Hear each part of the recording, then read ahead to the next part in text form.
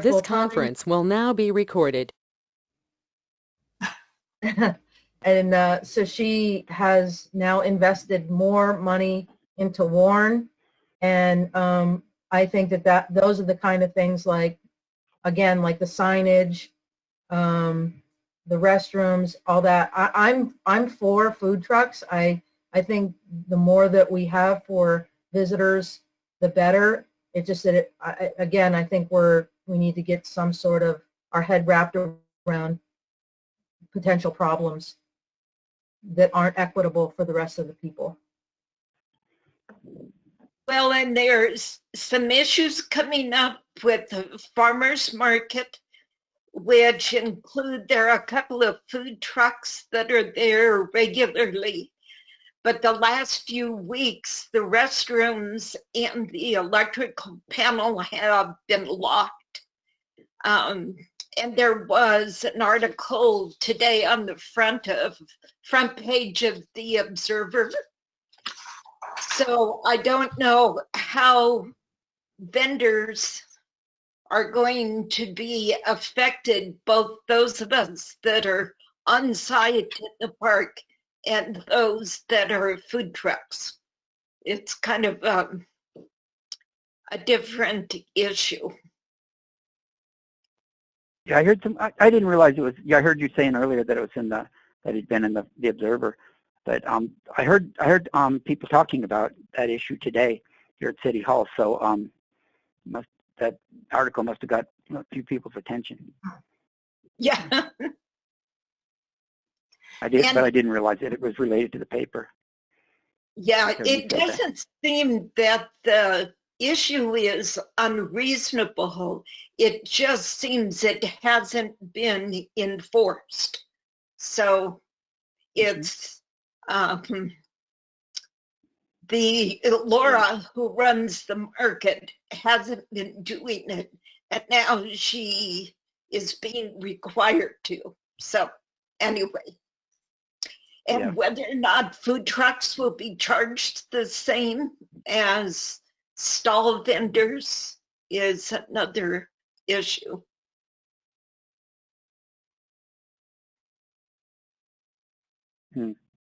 Yeah, this. Hey, George.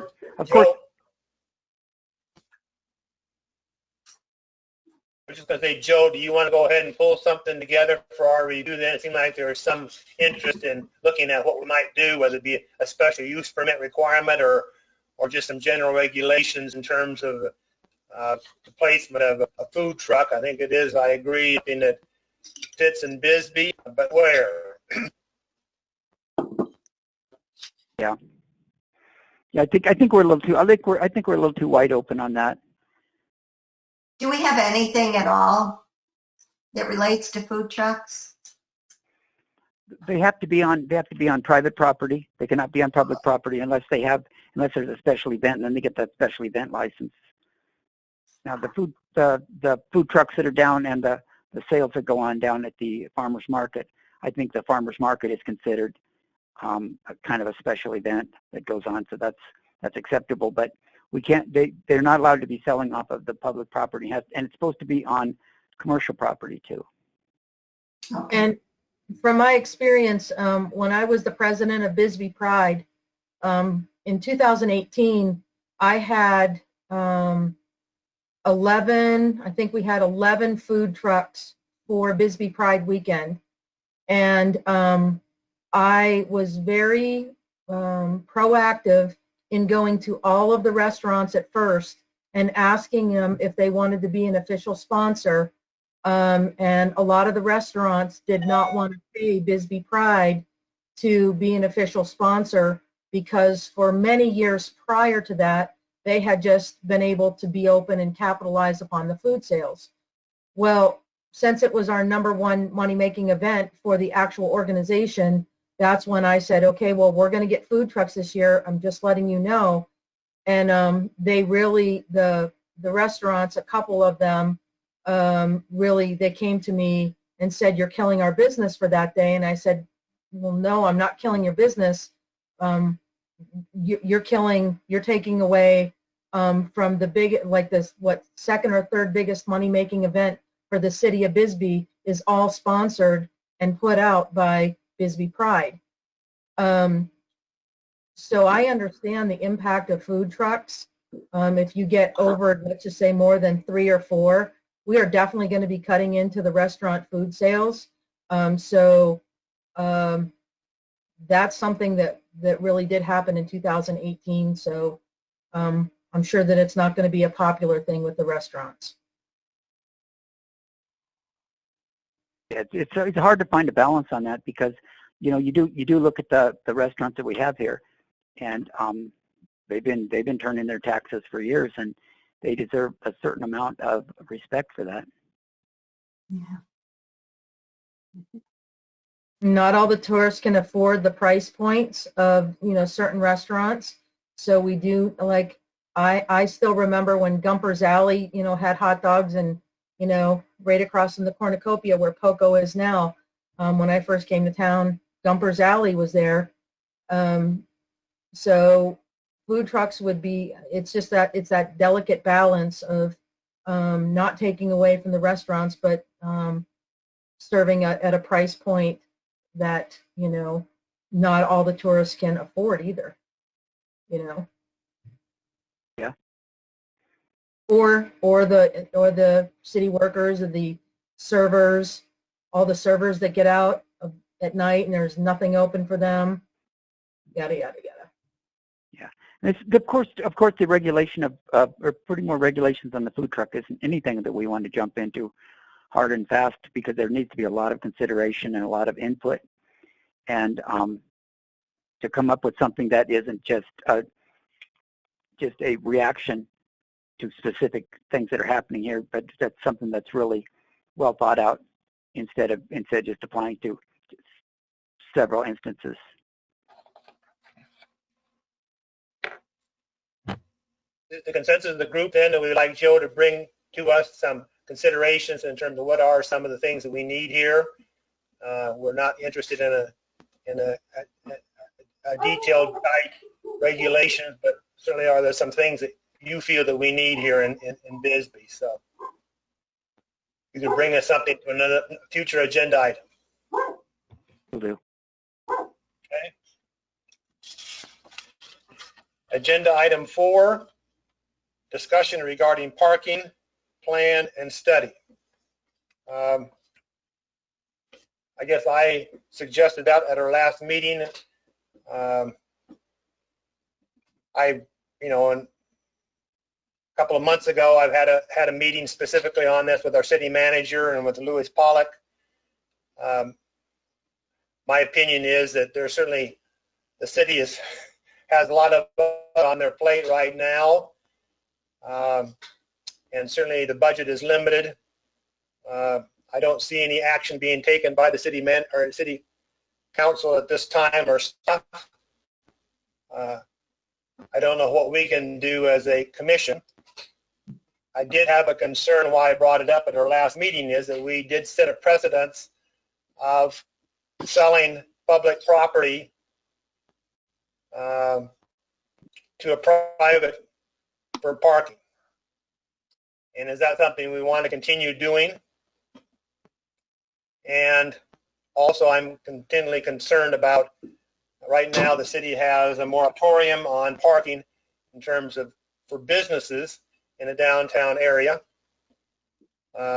New businesses do not have to provide parking, as was the case in our old ordinance. I continue to have concern about what will happen if we see more residential development in the downtown historic area, mainly condos and our second stories. And certainly there was individuals who spoke on that at our last meeting in terms of people who are in apartments on Main Street whose cars never move. And I think those are two issues that I don't know whether we want to continue to discuss them or not, but they're concerns of mine. I guess until the city council and the city staff come forward and ask our help. We've done studies. As I indicated when I spoke with the city manager and Mr. Pollock months ago, I provided them with those studies and as well as a list of opportunities in terms of generating additional parking space in the downtown area. Again, there's just other things on their agenda right now. Remember, Doug, Mark That's my Appel comment. had, I'm sorry. Go on, Do Joe. you remember when, Doug, you remember when Mark Appel had asked, or prior to him leaving, asked about making a comprehensive, taking the studies that we have, because of course we can study it and study it and study it, and you know, government does. Studying doesn't resolve anything. But he said if we could take these studies and come up with a unifying, you know, put them together and try to make some better sense out of everything, and unify them. And I had arranged with a planner to work on that, and then the COVID thing hit, so it's been kind of resting. But that's iron is still in the fire, and that is, you know, it hasn't been forgotten, but everything's been shut down so bad, and there's somebody that's in high risk group probably, you know, and so I didn't want to bring it to them just yet when everything hit like that. But pretty soon here, I think things are going to open up a little bit to where we can do it. But I think that was a really good idea that Mark had. One of the things I have a concern about is I have a disabled brother. I'm a caretaker of an adult sibling who has cerebral palsy. And so when I go up into Old Biz, I think that beside the post office, and there is one up by the church, up on Tack, but there, and then of course right in front of, just say by Western Bank, but we have extremely limited accessibility for handicapped people. So if I'm taking my brother to an event, I will drop him off and then I'll go park someplace because there's no parking for me or my brother, but I'll drop him off and then I'll go drive around. So not only is it parking, but parking, handicapped accessible parking is even worse than parking for the able-bodied. That's a good point.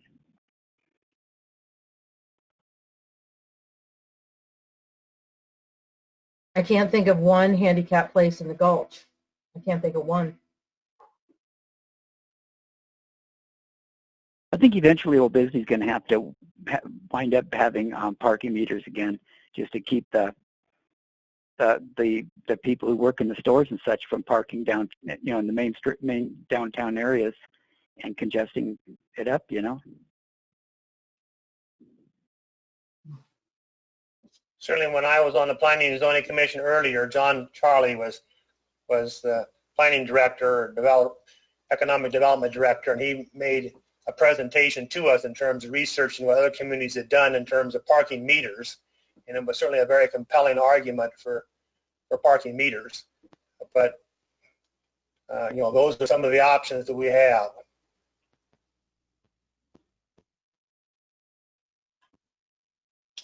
Other comments?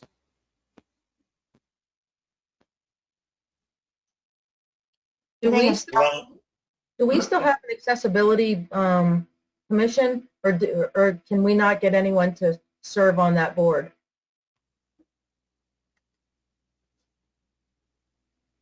I'm not sure. I don't know either. I know it was going to go away and then they saved it, but I don't know that save ever, you know, gelled.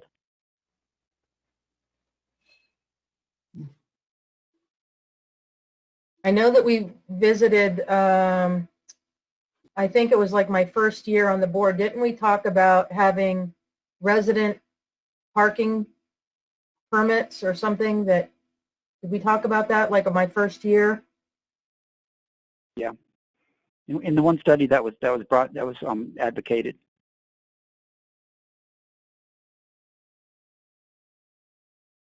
There's a lot we can talk about parking. Well, I mean, Mark Appel expressing his frustration, and we discussed that for many years, that at some point there needs to be a request from the city council and from staff directing the Planning and Zoning Commission to move forward. And I think that's where we're at, frankly. For us to continue to discuss this and make recommendations and to a council that, again, has a full plate, frankly, and limited revenue in terms of things that they can do. Certainly if the COVID passes and we have larger numbers of people visiting Bisbee, that's going to come up. And again, the need for parking, and it can be addressed at that time.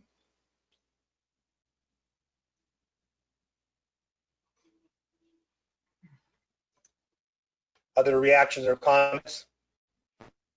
Well, I can tell you one of the things that I addressed again as the president of Bisbee Pride in 2018 was the parking issue.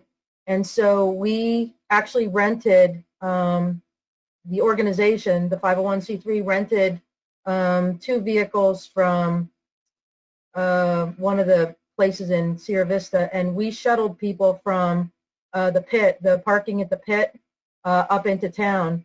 And just in one day, I think it was Saturday, I think we made like $1,100 shuttling people from the pit. Now that was obviously during an event, but the other place that we talked to was St. Pat's Church and their overflow parking lot. We had a ton of people in there, and that was actually reserved for our handicapped and our vendors. So the vendors would go up, or anybody that volunteered, or anybody that needed handicap parking. And then we had the Bisbee Tour Company take anyone that was able to get onto the golf carts, then they could bring them down to the event. So maybe there's a way that we can, or that the city can contract with, I don't know, the parking down by the pit or St. Pat's, just during weekends or something, because that freed up a lot of cars over that weekend. There's whenever we have a big advantage there. Sorry. I was going to say, there's a U of A study, which is one of the various studies we have on parking, and that's one of their recommendations in terms of shuttling up from the pit or even from the parking lot at Lowell School. Likewise, the possibility of using the parking lot at St. Pat's when they're not using it also is an option. And again, I've reviewed that with staff and with Mr. Pollack. So these are ideas that are out there. We have a number of ideas we've discussed in the past. At some point in time, there needs to be, a statement on the part of council. We want to move, our staff, that we want to move forward on this. Who owns the parking lot by the pit? I think that's public property. I'm sorry? Who owns it? I think it's ADOT, Arizona Department of Transportation. Oh, okay. And does our Bisbee bus stop there at all? Probably not. I'm just wondering if we could work something out with that, where there was a bus stop there and we had parking there.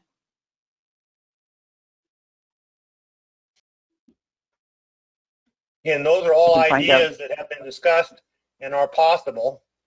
At some point, we need to, there needs to be a decision. We're going to move forward in addressing parking. I was concerned, for example, one of the proposals, the new paving that we just did through Old Bisbee, that area as we're coming in to Old Bisbee off of 80 onto what's called Naco Road. It moves into Main Street. That right-of-way is something that the City of Bisbee controls. There's opportunity to provide parking on both sides of the highway at that location. meaning at the entrance coming in from the east into Old Bisbee. And likewise, on the other side, which is in front of the mine tour, there's a considerable amount of space that could be developed in the parking. But when I brought this up with reference to the paving, they said, well, that's something we would address at a later time rather than being a part of this current paving project.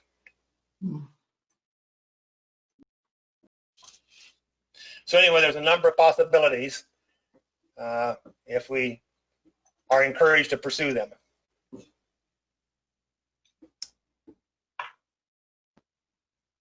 I agree And with Doug- Doug, but I think we need to wait for city council to ask for our help before we proceed with anything.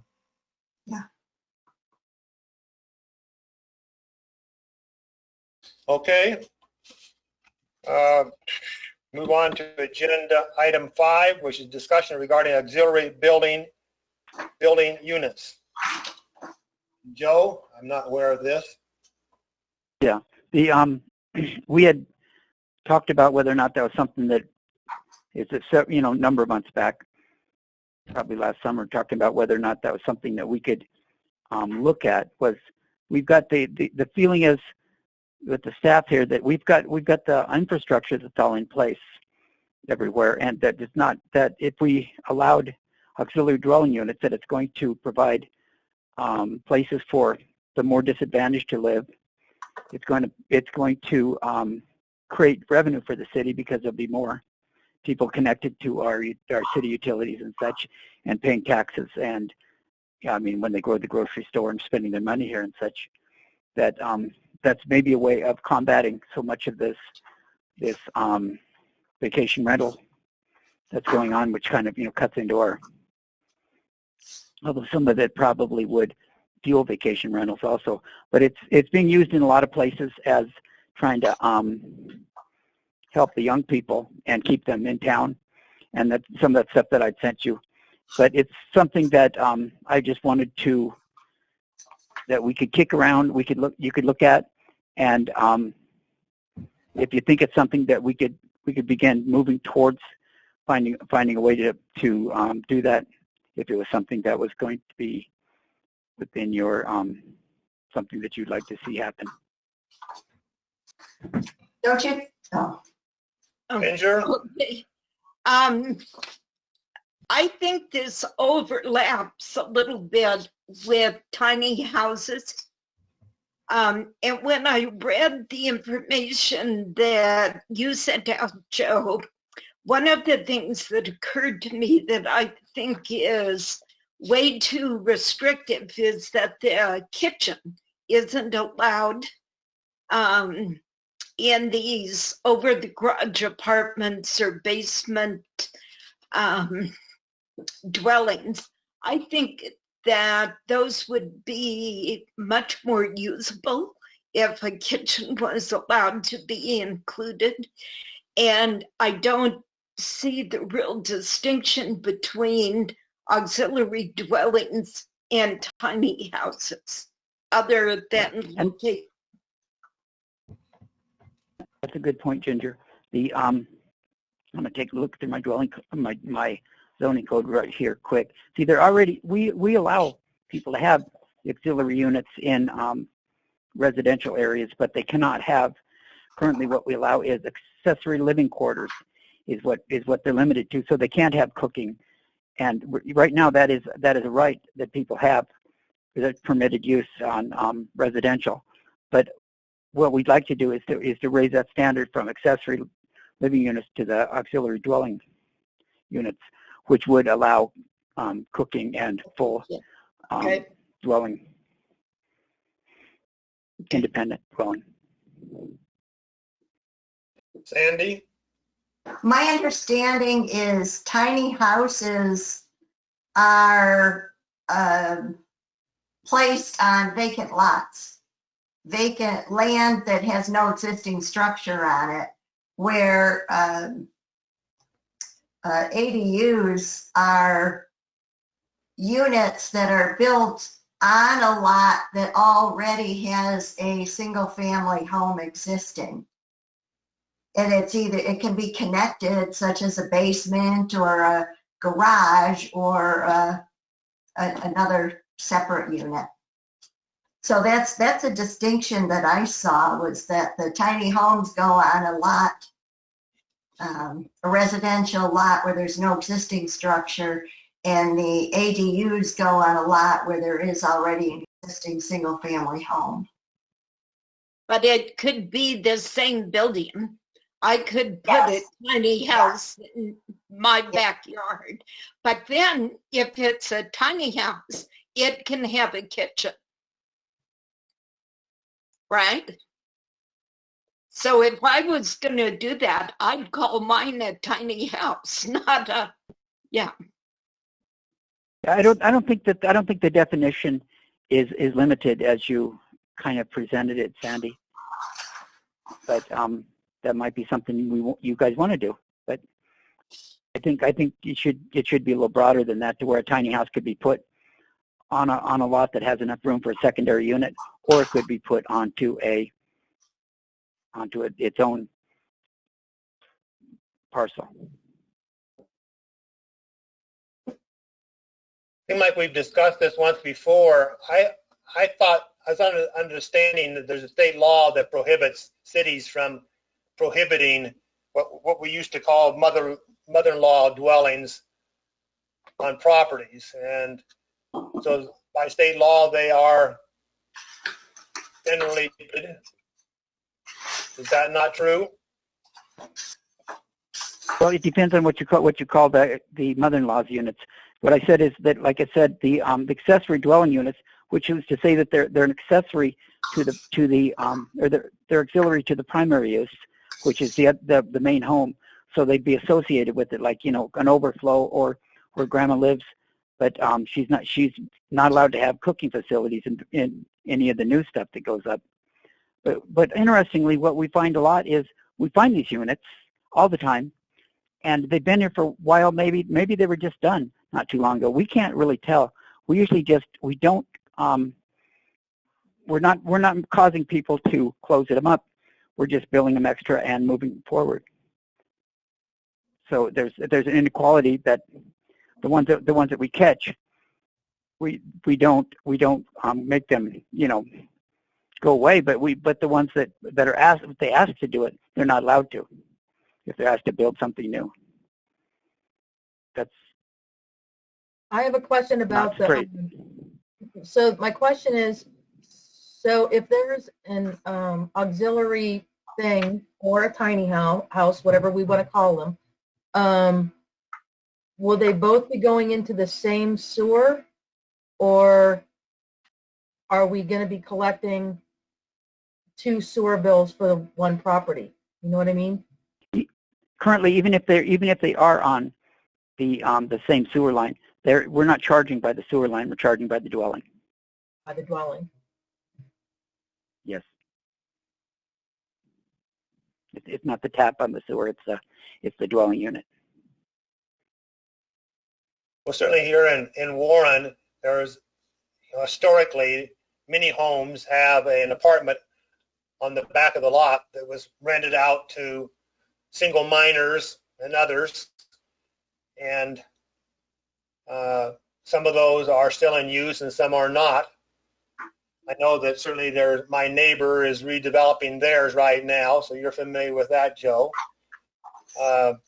Again, my understanding was there's a state law that prevents cities from intervening in preventing secondary auxiliary dwellings on properties. We've never been advised by our attorneys that there was any such thing.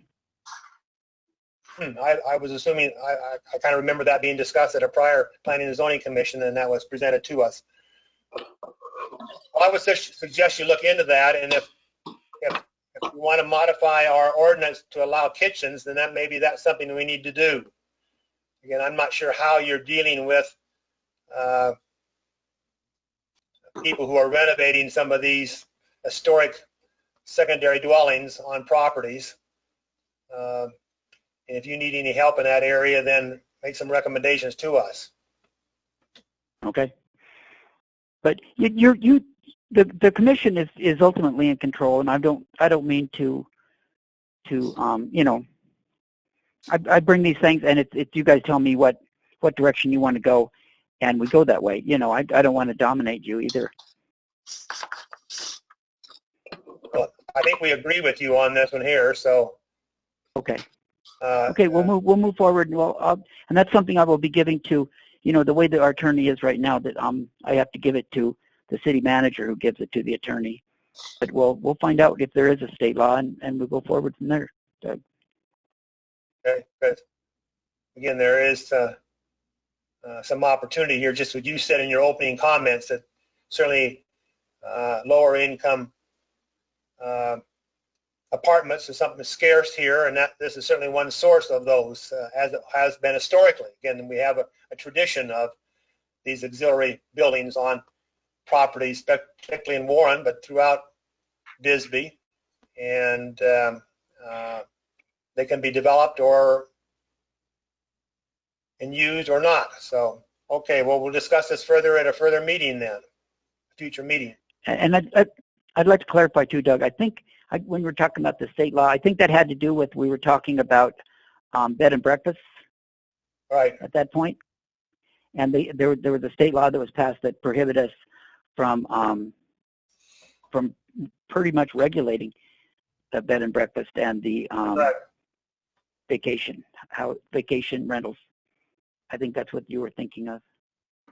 Well, I know that also. We discussed that, but I thought I was informed by Mark Appel that there was a state law, maybe the same one, that that prohibits cities from establishing excessive regulations on these auxiliary dwellings.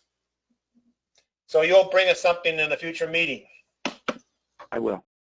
Okay. Commissioner comments on any subject, future agenda item?